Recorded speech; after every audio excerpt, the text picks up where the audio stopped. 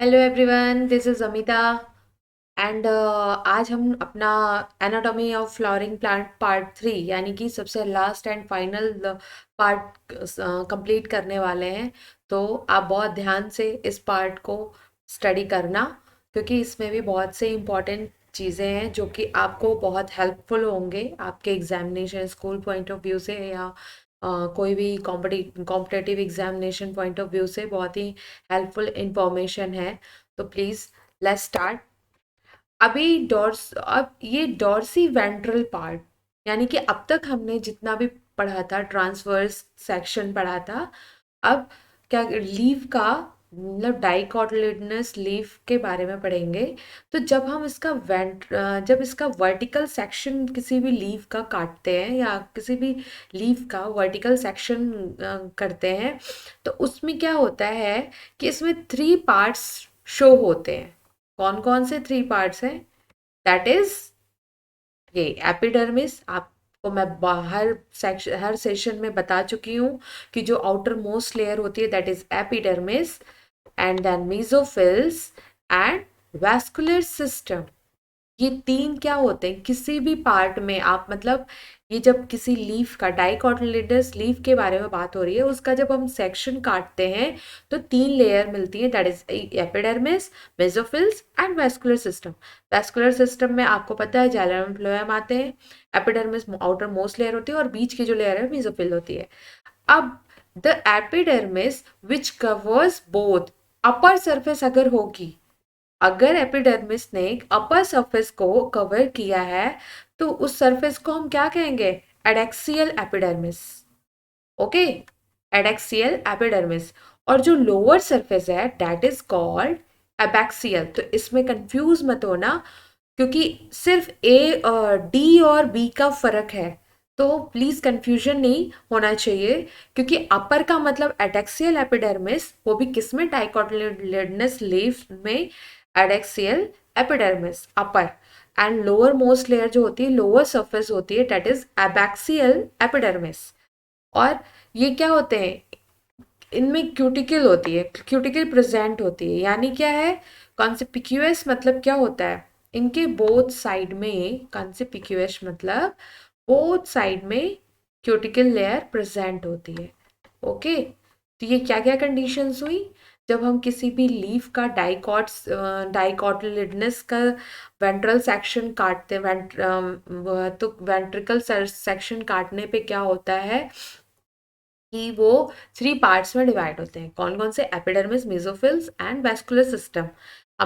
हम इसके पहले रूट में भी पढ़े थे, तो रूट में जब हम ट्रांसवर्स सेक्शन काटते थे तो वहां पे भी एपिडर्मिस मिलती थी, वैस्कुलर बंडल्स मिलते थे। तो एपिडर्मिस आउटर मोस्ट लेयर होती थी, देन वैस्कुलर बंडल क्या होता था? Xylem and phloem. अभी क्या है, एपिडर्मिस 2 पार्ट्स में डिवाइड है। आउटर मोस्ट लेयर को हम क्या है? एडैक्सियल।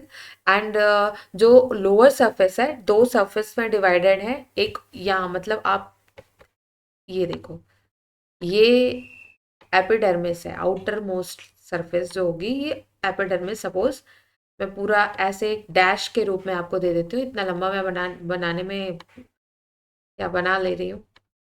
ये आउटर मोस्ट लेयर है और इसके बीच में ये जो होगा यहाँ पे कहीं एबैक्सियल होगा। एबैक्सियल एपिडर्मिस है। फिर कहते हैं abaxial epidermis generally bears more stomata than the adaxial. मतलब क्या है? एबैक्सियल में एबैक्सियल में ज़्यादा स्टोमेट्स होते हैं कंपेयर टू एडैक्सियल में। क्योंकि एडैक्सियल में क्या होता है, ये आउटर सरफेस अपर सरफेस होती है, वहाँ स्टोमेट्स के पाए जाने की संभावनाएं कम होती हैं। बट जो एबैक्सियल है, एबैक्सियल मतलब लोअर सरफेस में स्टोमेटा के पाए जाने की संभावनाएं ज़्यादा होती हैं। इसलिए क्या है कि यहाँ पे एबैक्सियल में स्टोमेटा ज़्यादा पाए जाते हैं, बियर मोर स्टोमेटा than adaxial epidermis। फिर क्या, द लैटर में भी इवन लैक्स स्टोमेटा। मतलब क्या होता है फिर यहाँ पे में भी कम हो सकते हैं। The tissue between the upper and lower epidermis called meso. मतलब क्या है, अपर एंड ये जो बीच का पोर्शन हुआ, इन 2 एपिडर्मिस के बीच का जो पोर्शन हुआ दैट इज कॉल्ड मीसोफिल्स। ठीक है, ये जो मतलब ये एबैक्सियल और एडैक्सियल, ये एबैक्सियल और इन दोनों के बीच का जो पोर्शन हुआ है ये क्या है, मीजोफिल्स होंगे। ओके, तो लाइक दिस स्ट्रक्चर ऐसी होगी। तो ये हो गए मीजोफिल्स। तो अब इतना तो क्लियर हो गया कि ट्रांसवर्स सेक्शन काटते हैं तो epidermis, mesophyll and vascular system पाया जाता है, जिसमें एपिडर्मिस क्या होता है, एबैक्सियल और एडैक्सियल दो पार्ट्स में डिवाइड होते हैं। और अपर सरफेस को हम एडैक्सियल एपिडर्मिस कहते हैं और लोअर सरफेस को हम एबैक्सियल एपिडर्मिस कहते हैं। और एबैक्सियल और एडैक्सियल एपिडर्मिस के बीच का जो पार्ट है उसको हम मीजोफिल्स कहते हैं। तो ये हो गए कुछ कैरेक्टरिस्टिक्स जो कि मीजोफिल तक आपका कॉन्सेप्ट क्लियर हो गया होगा आई होप। मीजोफिल क्या होते हैं, क्लोरोप्लास्ट कंटेन करते हैं, मतलब इनमें क्लोरोप्लास्ट होता है। ठीक है, कैरी आउट फोटोसिन, अब क्लोरोप्लास्ट है तो ऑब्वियस है कि फोटोसिंथेसिस भी करेंगे, फोटोसिंथेटिक रिएक्शन होता है। मेड अप ऑफ पैरेंकाइमेटिस सेल्स होते हैं, इसमें पैरेंकाइमा से बने होते हैं ये। और क्या होता है, दो टाइप के सेल होते हैं, एक एक होता है पैलिसेड पैलिसेड पैरेंकाइमा एंड एक, और दूसरी जो होती है स्पॉन्जी। अब क्या है, मीजोफिल की बात कर रहे हैं हम। तो मीजोफिल पहला तो सबसे बड़ा कैरेक्टरिस्टिक्स है कि ये क्लोरोप्लास्ट के मिल्क से बने होते हैं। और जिसकी और इनमें फोटोसिंथेटिक रिएक्शन होता है, made up of parenchymatous cells and it has two type of cell, that is palisade and palisade parenchyma. जो पैरेनकाइमेटस सेल से बने होते हैं वो पैरेनकाइमा के दो टाइप होते हैं, पैलिसेड एंड स्पॉन्जी पैरेनकाइमा। अब देखते हैं इनका काम क्या होता है, पैलिसेड एंड स्पॉन्जी पैरेनकाइमा का काम क्या होता है।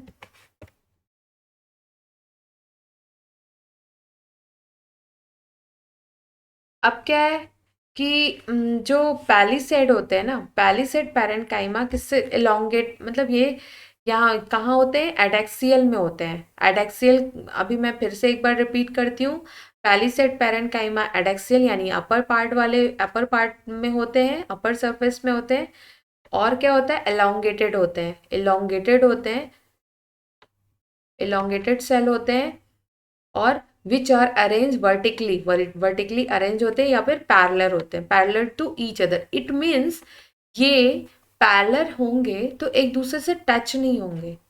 ठीक है, adaxial placed palisade parenchyma is made up of, मतलब एडेक्सियली प्लेस्ड यानी कि आउटर अपर सरफेस में ये पैलिसेड पैरेनकाइमा होते हैं जो कि इलोंगेटेड सेल्स होते हैं और अरेंज वर्टिकली होते हैं और एक दूसरे के पैरेलल होते हैं। ठीक है, और ओवल राउंडेड लूज। अब ये जो स्पॉन्जी पैरेनकाइमा है वो ओवल शेप्ड का हो सकता है या फिर राउंडेड शेप का होगा और लूजली अरेंज्ड होता है, इनका अरेंजमेंट लूज होता है, लूजली अरेंज्ड होते हैं।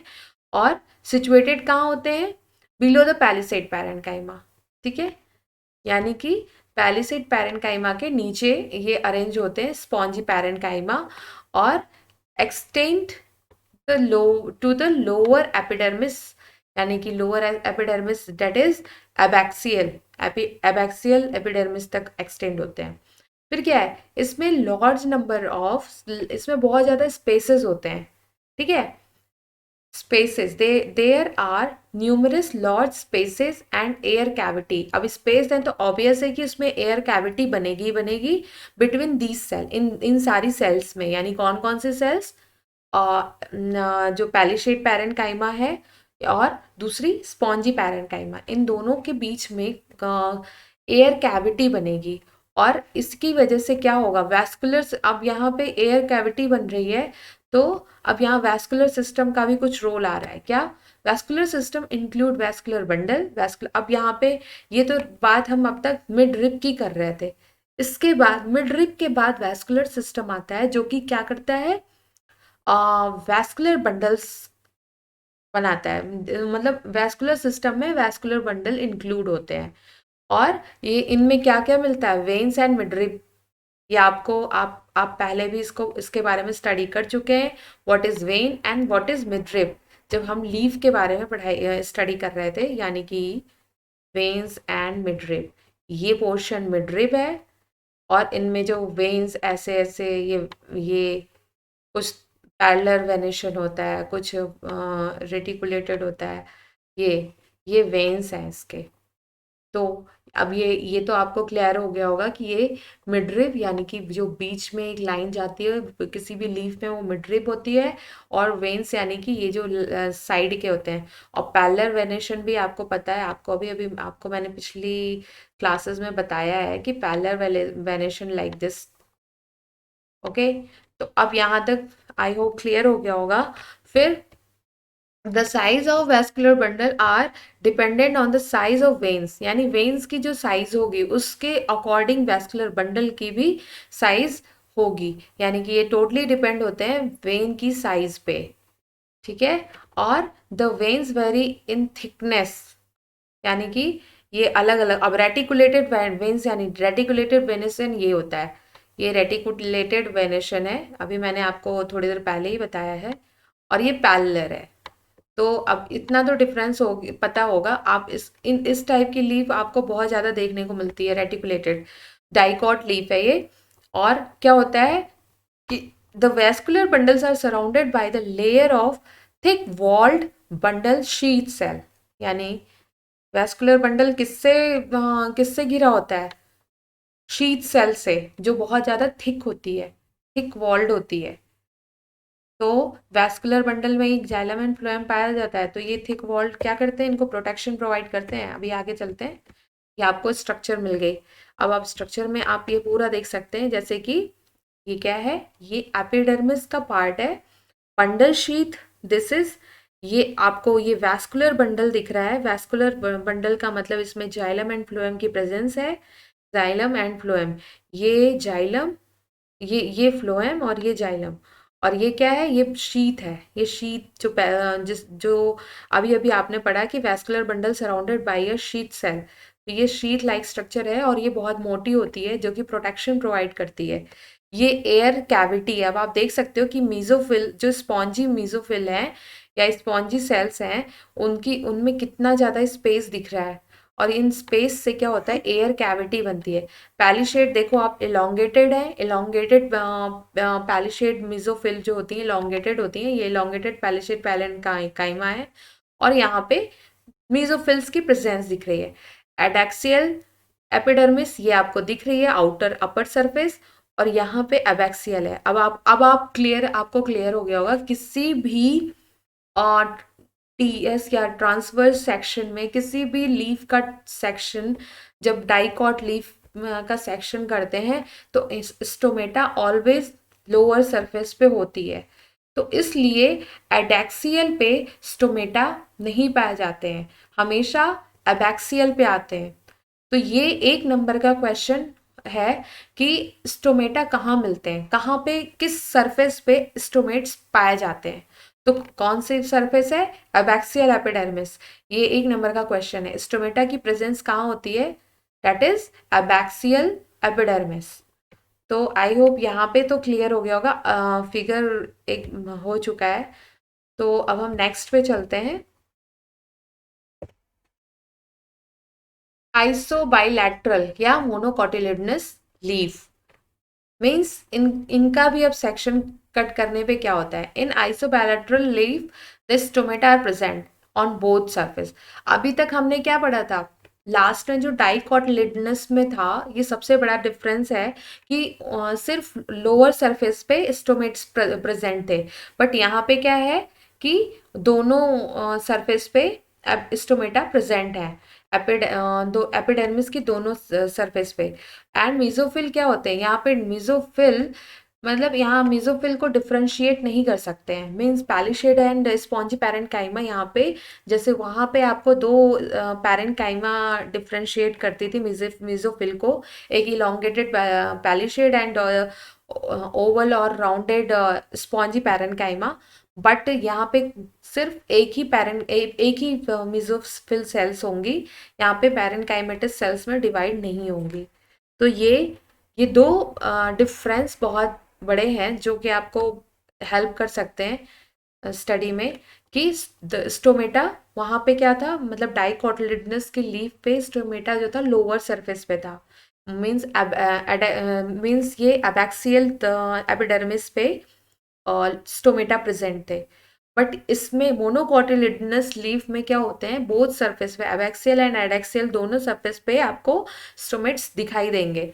फिर क्या है कि जो मीजोफिल है वहाँ पे हमने डाइकोटिलिडनस में क्या किया था कि पैलिशेड और स्पॉन्जी, इलांगेटेड पैलिशेड एंड स्पॉन्जी यानी कि rounded and Oval shaped parenchyma में डिफ्रेंशिएट किया था। बट यहाँ पे मेसोफिल सिर्फ यहाँ पे मेसोफिल डिफ्रेंशिएट होंगी ही नहीं, सिर्फ इनमें एक ही टाइप की सेल पाई जाएगी। फिर क्या, अब ग्रासेस की बात करें तो ग्रासेस में आपको मैंने लास्ट में एक बार पढ़ाया था, बहुत रैपिडली ये ग्रो करती हैं। तो इन ग्रासेस एडेक्सियल पैरेन्काइमा यानी कि एडेक्सियल एपिडर्मिस, सॉरी एपिडर्मिस, इसमें एपिडर्मल सेल होती है। और वेन्स क्या होते हैं, modified themselves into large empty colourless होते हैं, जिसको बुलीफॉर्म सेल कहते हैं। यानी कि इनमें जो पहली पहली बात एडेक्सियल एपिडर्मल सेल पाई जाती है, और वेन्स क्या होते हैं, मॉडिफाइड हो जाते हैं बुलीफॉर्म सेल में। वेन्स बुलीफॉर्म सेल्स में मॉडिफाइड हो जाते हैं, यानी ये अपने आप को मॉडिफाई कर लेते हैं। अब बुलीफॉर्म सेल क्या है, एक क्वेश्चन ये आता है, व्हाट इज बुलीफॉर्म सेल्स। तो बुलीफॉर्म सेल्स का मतलब ये हुआ कि बबल जिसमें कि प्रेजेंस, मतलब वाटर की प्रेजेंस हो, बबल्स लाइक स्ट्रक्चर होता है इनका, इनमें प्रेजेंस ऑफ वाटर, और ये वाटर लॉस यानी कि ये क्या करते हैं, ये वाटर लॉस होने से बचाते हैं। When the bulliform cell in the leaves have absorbed water, यानी कि वाटर को एब्जॉर्ब जब करते हैं तो क्या होता है, our turgid and leaf surface is exposed। अभी यहाँ पे क्या हो रहा है कि लीफ सरफेस को एक्सपोज, लीफ सरफेस में जो वाटर वाटर लॉस को बचा रही हैं और एक्सपोज कर रही हैं। यानी कि यहाँ पे when they are flaccid due to the water stress, यानी कि वाटर लॉस को बचाने के लिए वाटर स्ट्रेस। अब यहाँ पे कुछ आपको पत्तियां जो होती हैं कर्ल हो जाती हैं, क्यों, मिनिमम वाटर लॉस के लिए यहाँ पे जो इनकी लीव्स हैं वो कर्ल हो जाती हैं। तो वही चीज़ है यहाँ पे कि जब वाटर लॉस की कंडीशन आती है तो वाटर लॉस को बचाने के लिए, वाटर लॉस होने से रोकने के लिए लीव्स इनकी कर्ल हो जाती हैं टू मिनिमम वाटर लॉस। तो पैरेलल वेनेशन मैंने आपको बताया, डाइकोटिलिडन में आपने एक चीज़ देखा था, डाइकोटिलिडन में आपको रेटिकुलेटेड यानी ये वाला दिखा था, मिला था। और आप अब मोनोकोटिलिडन्स में पैरेलल वेनेशन है। तो पैरेलल वेनेशन मतलब ये आपने केले में देखा होगा, पैरेलल वेनेशन केले के लीव्स में मिलता है, बनाना लीव्स में। तो parallel venation in monocot leaves is reflected in the near similar size vascular bundle, यानी कि इसमें क्या होता है, सिमिलर साइज के वैस्कुलर बंडल देखने को मिलते हैं। ठीक है, अभी इसका जब हम सेक्शन काटते हैं, अभी नेक्स्ट पेज पे इनका सेक्शन भी है आपको, ये देखो,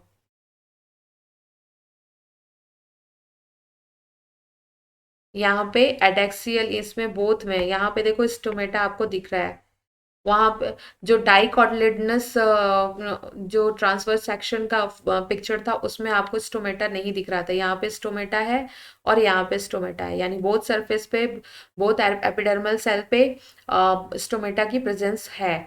और फिर यहाँ पे क्या है कि स्टोमेटल कैविटी पाई जाती है, एयर कैविटी की जगह स्टोमेटल कैविटी है। जाइलम एंड फ्लोएम पाए जा रहे हैं, जाइलम एंड फ्लोएम की कंडीशन ऐसी है। और दूसरी चीज की, इसमें मीजोफिल्स एक ही जैसे हैं, सारे मीजोफिल्स की स्ट्रक्चर सेम है, कोई भी डिफरेंस नहीं है। तो ये तो आपने अभी मोनोकॉट एंड डाइकोटिलिडनस का ट्रांसवर्स सेक्शन आपने देखा। अब secondary growth, what is secondary growth, the growth of roots and stem in length. अभी अभी क्या होता था कि जब हाइट बढ़ती, सेकेंडरी ग्रोथ क्या कहते हैं, अगर हम एक सीधी सीधी भाषा में बोलें तो सेकेंडरी ग्रोथ यानी कि अभी जब लंबाई बढ़ती है तो उसे हम कहते हैं प्राइमरी ग्रोथ, और जब चौड़ाई बढ़ती है तो उसे कहते हैं सेकेंडरी ग्रोथ। किसी भी प्लांट में अगर लंबाई बढ़ रही है उसकी तो वो प्राइमरी ग्रोथ में आता है, और जब उस प्लांट की चौड़ाई बढ़ रही है तो वो सेकेंडरी ग्रोथ में आता है। अब चलते हैं एनसीईआरटी पे।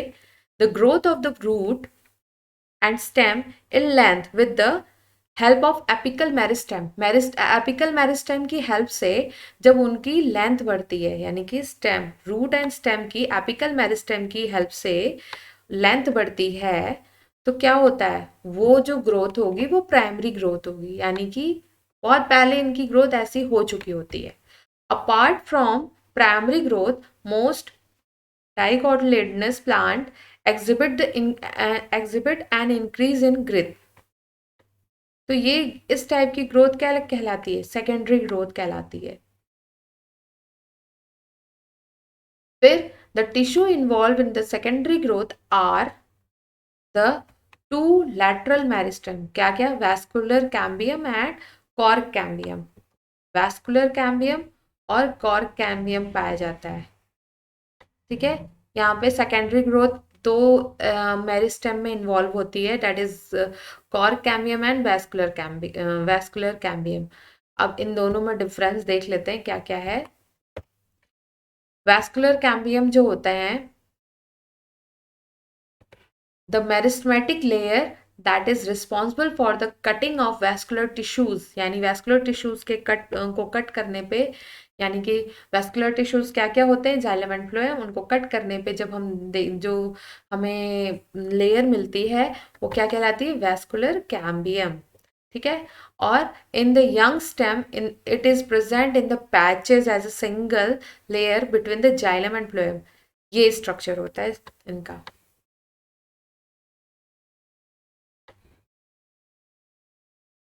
पैच के रूप में इनमें मिलता है, ये पैच के रूप में दिखाई देते हैं। तो ऊपर फ्लोएम होता है, नीचे जाइलम होता है, और इन दोनों के बीच में जो पैच होता है वो डेट इज क्या, कैम्बियम, वैस्कुलर कैम्बियम। तो ये कंप्लीट रिंग लाइक स्ट्रक्चर बनाते हैं। अब formation of cambium ring, cambium ring का फॉर्मेशन कैसे होता है। कैम्बियम रिंग का फॉर्मेशन, अभी आपको मैंने बताया कि फ्लोएम और जाइलम कैसे बनते हैं। अब आपको इंट्रा या इंटरफैस्कुलर ये cambium in dicotyledonous, in dicot stem the cell of cambium present between the primary xylem and phloem. Primary xylem and primary phloem के बीच में जो सेल प्रेजेंट होती है that is called intrafascicular cambium. Intrafascicular cambium कहलाता है, किसमें किसमें, प्राइमरी जाइलम और प्राइमरी फ्लोएम के बीच में जो कैम्बियम प्रेजेंट होती है, इंट्राफैसिकुलर। और the cell of medullary cell adjoining these intrafascicular cambium become meristematic and form interfascicular cambium। interfascicular cambium बनाते हैं। ठीक है, ये जो ये पार्ट होता है, ये केवल फैसिकुलर कैम्बियम कहलाता है। ये जो पार्ट है ये फैसिकुलर कैम्बियम है, ओनली फैसिकुलर कैम्बियम है। अब इनका इंट्राफैसिकुलर और इंटरफैसिकुलर कैम्बियम कैसे बनता है, अभी एक स्ट्रक्चर के थ्रू पता चलेगा।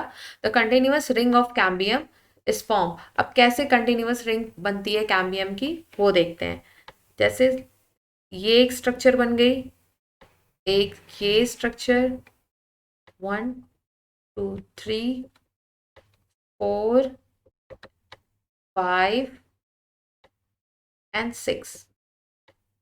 ओके, अब ये हो गया यहाँ पे कैम्बियम, फिर इनका कैम्बियम यहाँ पे, फिर ये कैम्बियम, ये और ये।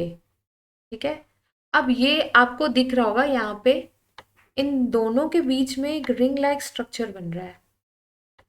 This ring like structure also known as cambium ring.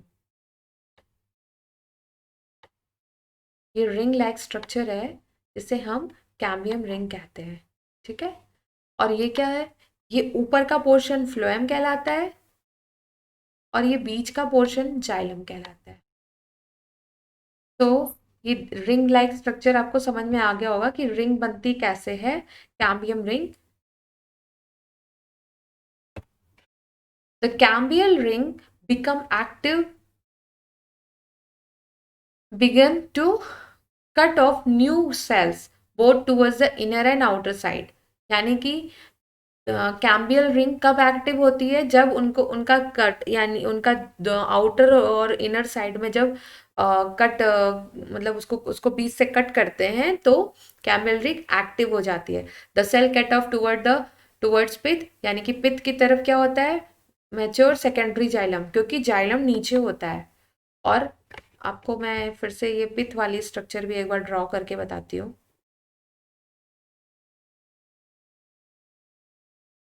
देखो, हमेशा आपने एक स्ट्रक्चर तो देखी होगी अब तक, इतना तो ये रट ही गया होगा ये स्ट्रक्चर मेरे हिसाब से कि आपको पूरी तरह से याद हो जाना चाहिए अब तक। मैं ये स्ट्रक्चर को बहुत बार बना चुकी हूँ। ये सेंटर में पिथ होता है, ओके।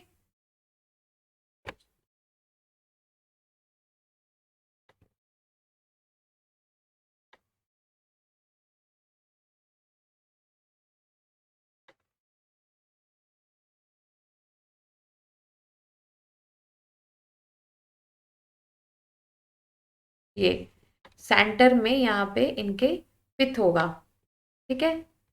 अब ये पिथ, जब जब जाइलम को हम कट करेंगे, ये सेंटर में जो डॉटेड स्ट्रक्चर है वो पिथ है। तो जब हम यहाँ से जाइलम को कट करते हैं, ठीक है, अब टुवर्ड्स द सेंटर, क्योंकि इनर साइड में जाइलम होता है, यानी यहाँ पे जाइलम होता है, ठीक। अब ये जाइलम जब हम यहाँ से कट कर रहे हैं और ऊपर की तरफ, यानी कि अब यहाँ पे पूरा स्ट्रक्चर तो मैं नहीं ड्रॉ कर सकती हूँ, पर यहाँ ऊपर की तरफ पेरिफेरी होता है, यानी फ्लोएम की तरफ पेरिफेरी होता है, सेंटर की तरफ पिथ होता है। और जब हम क्या करते हैं, कट करते हैं, तो जो पिथ की तरफ जो पोर्शन जाता है वो सेकेंडरी जाइलम, क्योंकि ये जाइलम कट के यहाँ पे अगर इसका कट करेंगे तो यहाँ पे सेकेंडरी जाइलम बनेगा। और जो पेरीफरी की तरफ, यानी पेरीफरी की तरफ मैच्योर होगा, वो क्या होगा, सेकेंडरी फ्लोएम बनेगा। यहाँ पे पेरीफरी इस साइड होता है, तो पेरीफरी ये ऊपर की तरफ जो पोर्शन जाएगा वो सेकेंडरी फ्लोएम बनाएगा, और जो सेंटर यानी कि पिथ की तरफ जाएगा वो क्या बनाएगा, सेकेंडरी जाइलम बनाएगा। The cambium is generally more active on the inner side. Cambium जो होगा वो इनर साइड में यानी पित्त के साइड में एक्टिव होगा। अब एक्टिव होगा यानी कि क्या होगा, यहाँ पे सेकेंडरी जाइलम जो होगा ज़्यादा प्रोड्यूस होगा as compare to secondary phloem, यानी कि यहाँ पे जो हो रहा है सेकेंडरी जाइलम ज़्यादा प्रोड्यूस हो रहा है as compare to secondary phloem. क्यों, क्योंकि यहाँ पे क्या हो रहा है, कैम्बियम एक्टिव हो रहे हैं किस साइड, इनर साइड में, यानी पित्त की साइड में कैम्बियम ज़्यादा एक्टिव हो रहे हैं। दैट्स वाई सेकेंडरी जाइलम ज़्यादा प्रोड्यूस हो रहे हैं कंपेयर टू सेकेंडरी फ्लोएम।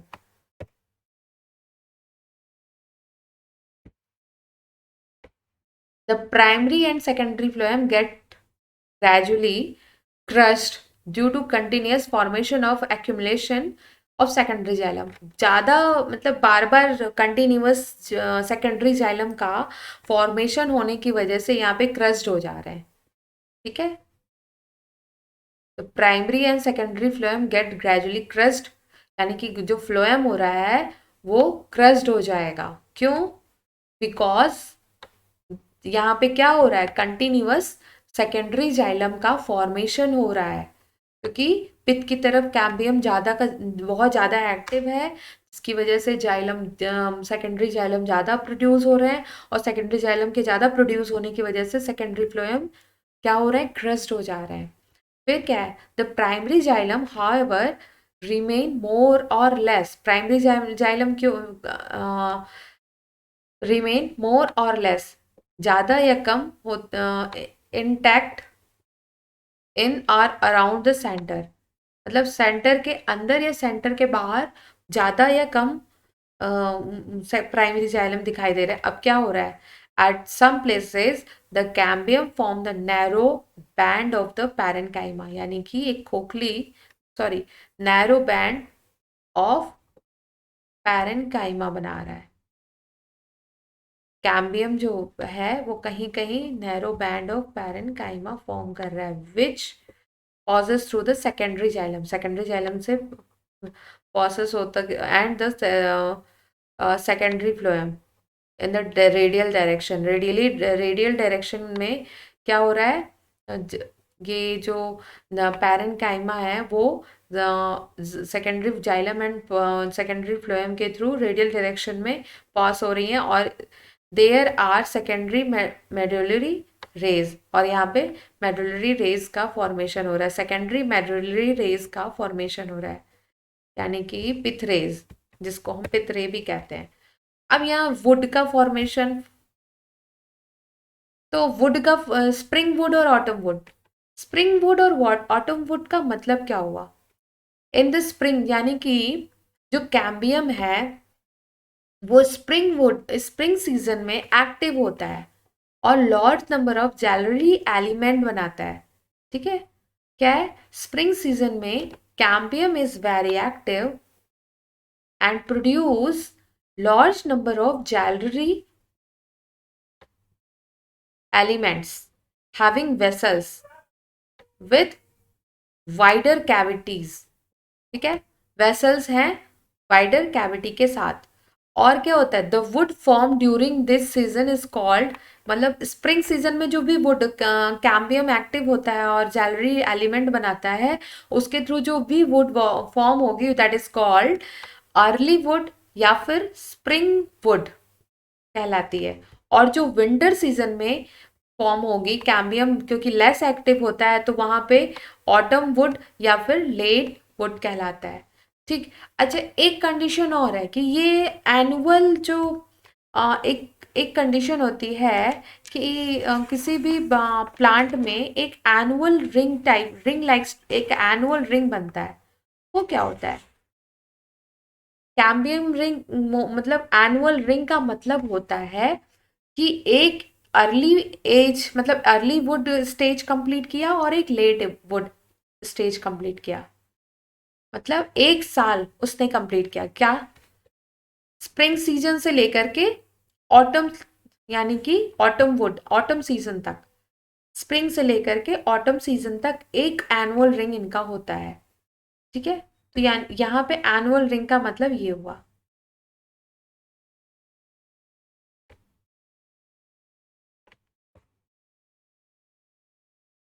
अब spring would is lighter in colour.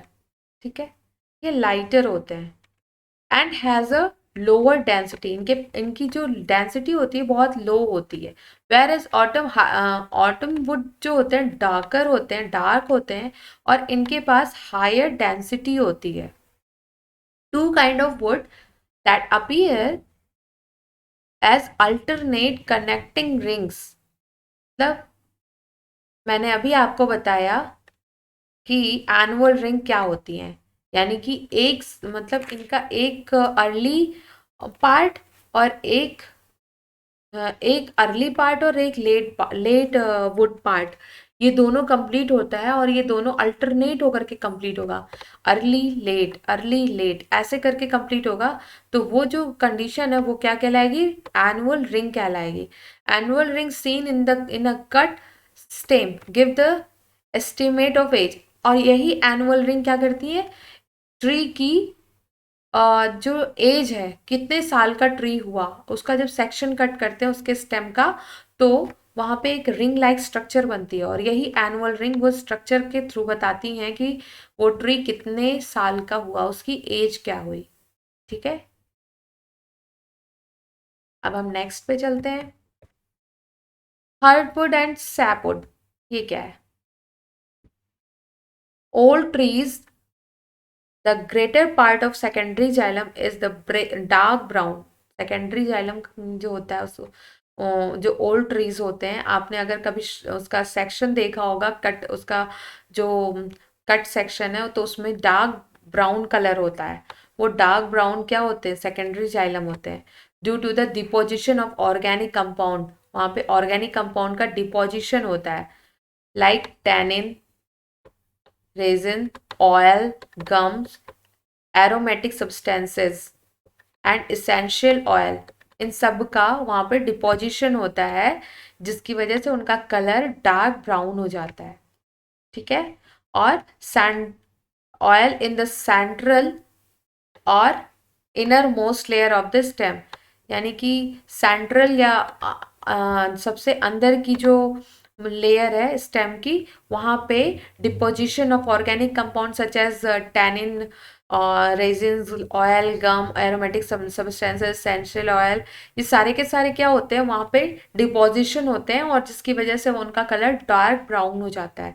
These substances make hard, durable, resistant to attack the micro organism and insect. ठीक है. अब ये जो होते हैं वो बहुत ही हार्ड होते हैं, ड्यूरेबल होते हैं, रेजिस्टेंट होते हैं, attack to attack the micro organism and insect. This region comprises dead element. ये क्या होते हैं, मोस्टली डेड एलिमेंट्स में होते हैं, comprises dead element with highly magnified walls, और इन्हें क्या कहते हैं, हार्डवुड कहते हैं. अब नेक्स्ट चलते हैं सैपवुड. सैपवुड क्या होते हैं? Hardwood does not conduct water, water का कंडक्शन नहीं करते, but it give mechanical support. Water का कंडक्शन नहीं करते पर मैकेनिकल सपोर्ट स्टेम को देते हैं. The peripheral region of the secondary xylem क्या होता है, is lighter in colour. Periphery की तरफ अक्सर आपने देखा होगा, अगर रिंग लाइक स्ट्रक्चर आपने देखी होगी डार्क ब्राउन की, तो डार्क ब्राउन स्ट्रक्चर जो देखी होगी उसमें क्या होता है कि पेरीफेरी की तरफ लाइट कलर होता है, नोन एज सैपवुड, और जो डार्क ब्राउन कलर होता है वो हार्टवुड होता है, और जो लाइटर कलर होते हैं वो सैपवुड होते हैं. और ये क्या करते हैं, involve in conduction of water and minerals from root to leaf. From root मतलब क्या है कि रूट से लीफ तक ये वो कंडक्शन करते हैं, वाटर एंड मिनरल का कंडक्शन करते हैं. अब यहाँ पे आप देख सकते हो secondary growth and secondary stem की, डाइकॉट स्टेम की सेकेंडरी ग्रोथ क्या है. ये देखो, सबसे पहले तो यहाँ पे इंटरफेसिकुलर कैम्बियम बन रहा है कैसे, और ये इंट्रा, यहाँ पे देखो ये रिंग लाइक स्ट्रक्चर बन रही है, that is called interfascicular cambium. और ये प्राइमरी जाइलम है. ये सारे के सारे स्ट्रक्चर आपने देखी है पहले से. बस यहाँ पे मुझे मेरा काम था ये आपको बताना है कि इंटरफेसिकुलर क्या है. कॉर्टेक्स यहाँ बीच में होता है, प्राइमरी फ्लोएम, ये रेड पार्ट प्राइमरी जाइलम है. और ये वेसिकुलर कैम्बियम, ये जो ग्रीन पार्ट है ये वेस्कुलर कैम्बियम है. अब यहाँ पे इनका ट्रांसवर्स सेक्शन अगर देखना हो तो ऐसे आप देख सकते हो कि मेडुलरी रेज, ये यहाँ से जो दो ये जाइल, यहाँ पे जो दो इनके बीच में जो एक रेज निकलती है वो मेडुलरी रेज कहलाती है.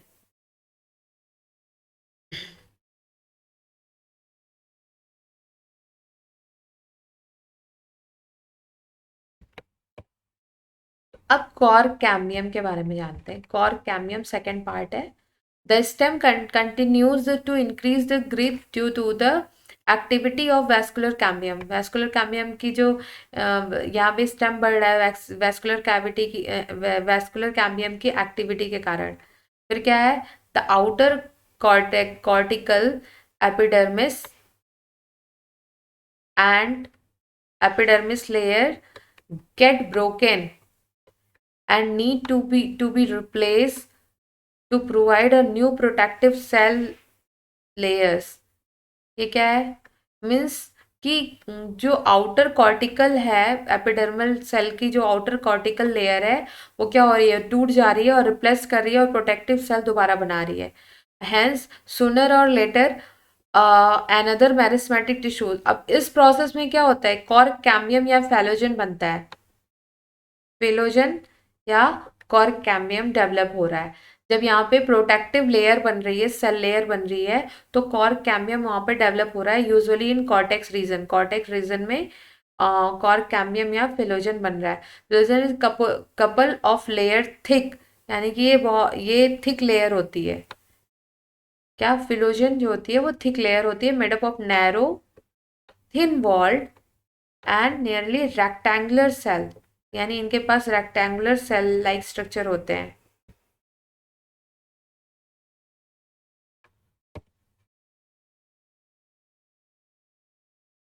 फिलोजेन cuts off the cell on both side, दोनों साइड को काटने पे क्या होता है, outer cell differentiated into cork और फेलम।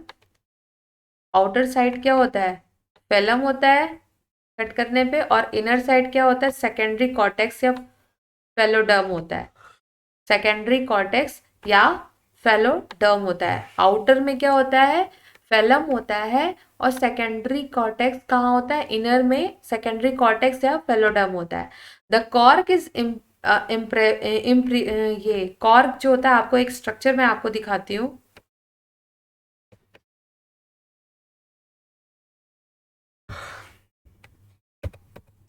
ये देखो आप, यहाँ पे आपको कॉर्क कैम्बियम का स्ट्रक्चर दिख रहा है। ये फेलम है आउटर, और ये क्या है, फेलोजन है इनर में। तो यही यही स्ट्रक्चर में इसी स्ट्रक्चर की बात कर रही थी अभी। आगे भी इसका स्ट्रक्चर है।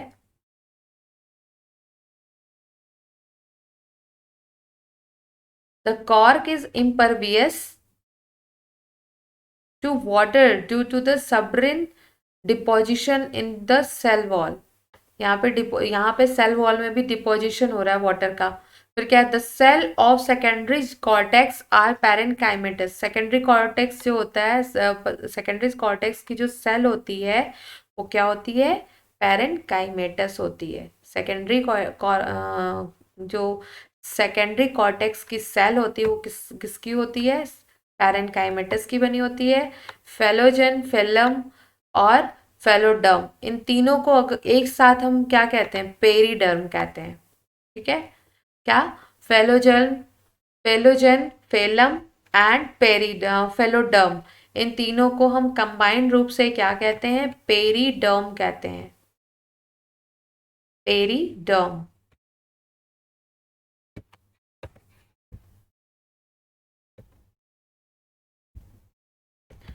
Due to activity of the cork cambium, pressure builds up on the remaining layer peripheral to phellogen, यानी कि पेरीफेरी से लेकर के और फेलोजन तक एक प्रेशर बनता है।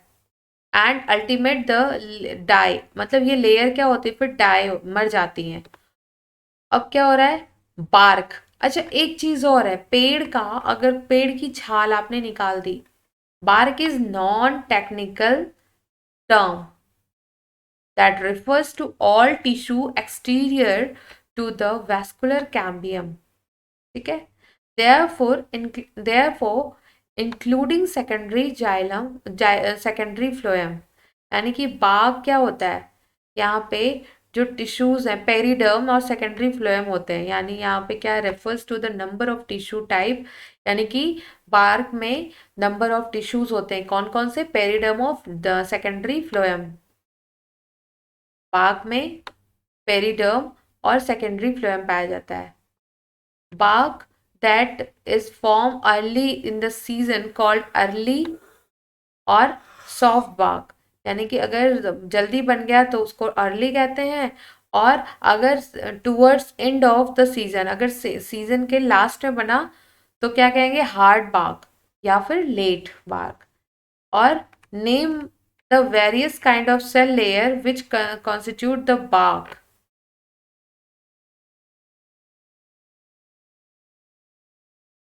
क्या होता है, a certain reason phylogeny cut closely arranged parenchyma, मतलब यहाँ पे क्या है, फेलोजेन जो होते हैं वो क्लोजली अरेंज्ड होते हैं पैरेनकाइमेटस सेल के ऊपर, जो आउटर साइड में जो कॉर्क सेल बनती है। ठीक है, parenchymatous cell on the outer cell instead of cork cell.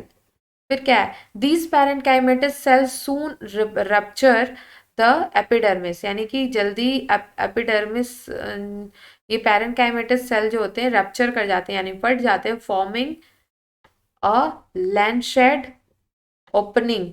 क्या कहलाता है, लैंटिसल, लेंटिसल्स कहलाते हैं वो। लैंडशेड ओपनिंग जो होती है वो लेंटिसल्स कहलाते हैं। लेंटिसल permit the exchange of gases, या ये क्या करते हैं, गैसेस का एक्सचेंज करते हैं एटमॉस्फेयर में। जो आउटर एटमॉस्फेयर में जो गैसेस प्रेजेंट होती हैं उनको उनका एक्सचेंज करने में ये लैंडसिल पार्ट लेते हैं। The internal tissue of stem क्या होते हैं और ये जो इंटरनल टिश्यू तक ये पहुंचाते हैं स्टेम के, अगर मोस्ट वुडी ट्रीज, ये क्या, बहुत ज्यादा जो वुडी ट्रीज होते हैं, क्योंकि बार्क उन्हीं में पाया जाता है जो वुडी ट्रीज होते हैं। जैसे ये देखो आप, ये पेड़ की छाल है, बार्क उन्हें ही कहते हैं जो पेड़ की छाल होते हैं। और यहाँ पे आपको इसका सेक्शन मिल रहा है लैंडसिल का। अब यहाँ पे देखो कॉर कैम्बियम भी दिख रहा है आपको, और कॉम्प्लीमेंट्री सेल्स भी दिख रही हैं। एपिडर्मिस आपको पता ही है आउटर मोस्ट सेल होती हैं, और सेकेंडरी कॉर्टेक्स भी आपको यहाँ पे देखने को मिल रहा है। तो अब सेकेंडरी ग्रोथ की तरफ चलते हैं।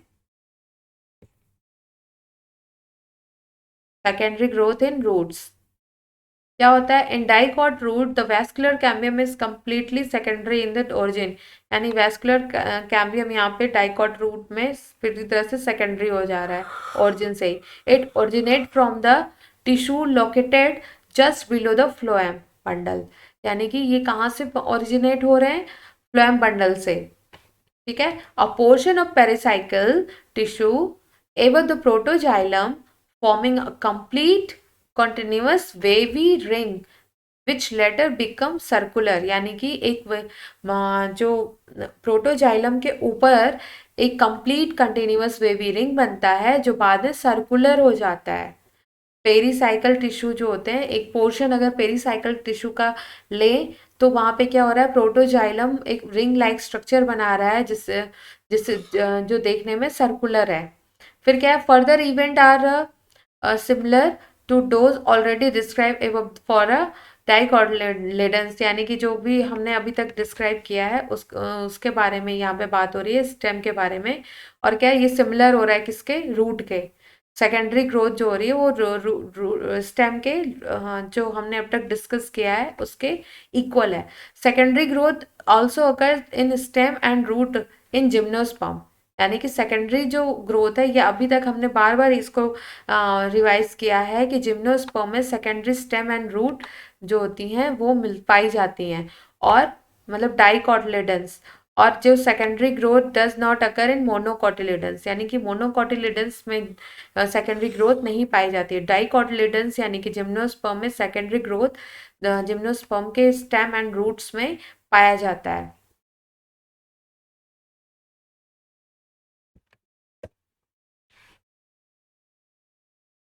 अब आप यहाँ पे आसानी से देख सकते हो कि सेकेंडरी ग्रोथ यहाँ पे कैसे शो कर रहे हैं।